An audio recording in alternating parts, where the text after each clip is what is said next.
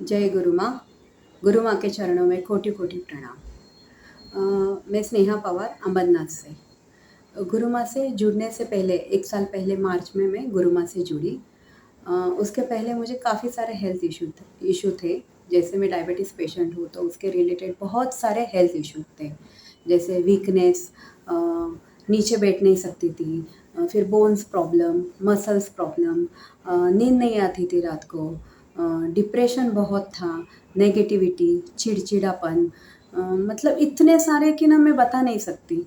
और ना allopathic medicine किया मैंने, होम्योपैथिक मेडिसिन किया, अभी फ़िलहाल मेरा आयुर्वेदिक मेडिसिन चालू है। तो है मतलब ले रही हूँ मेडिसिन, लेकिन उतना सैटिस्फैक्शन या उतना आराम नहीं मिल रहा था। तो फिर मेरी एक फ्रेंड है, उनको अपर्णा दी बोलती हूँ।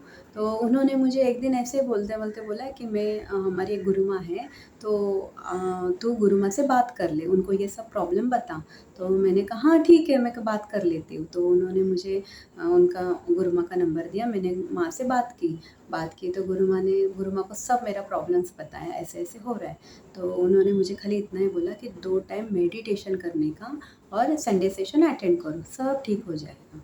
तो मैंने शुरुआत किया, तो शुरू-शुरू में मुझे नहीं हो रहा था वो थोड़ा-सा, फिर बाद में धीरे-धीरे मेरा मेडिटेशन मैं प्रॉपरली करने लगी, संडे सेशन अटेंड करने लगी। फर्स्ट टाइम जब मैं सेंटर गई थी, उल्लासनगर सेंटर, तो वहाँ पे मैं चेयर पे बैठी थी क्योंकि नीचे बैठना पॉसिबल नहीं था मुझे। फिर सेकंड टाइम जब गई तो मैंने खुद ने बोला कि मैं नीचे बैठ के देखती हूँ।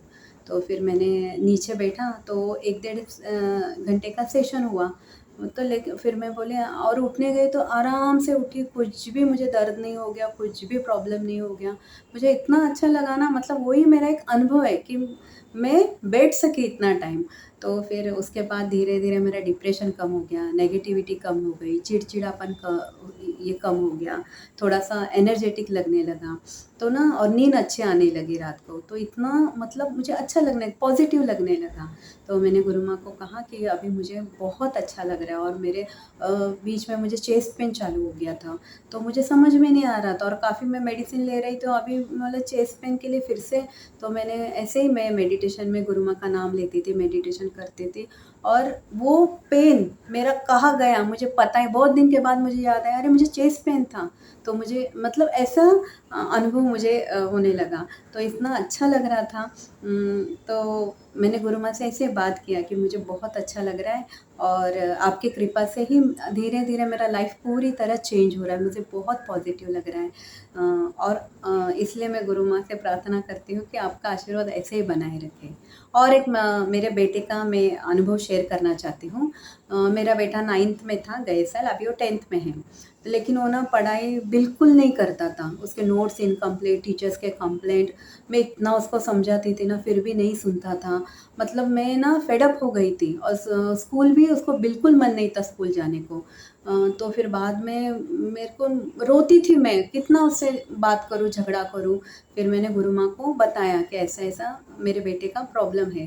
तो फिर गुरु माँ ने मुझे समझाया कि वो जैसा है वैसा उसको स्वीकार करो, प्यार से बात करो, प्यार से बोलो उसको, प्यार से समझाओ।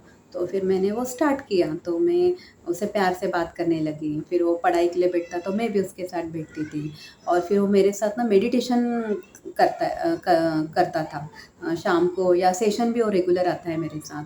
तो फिर बाद में उसका मुझे लगता था एग्ज़ाम में उसको ना 40-50 के आगे तो आएगा ही नहीं परसेंट।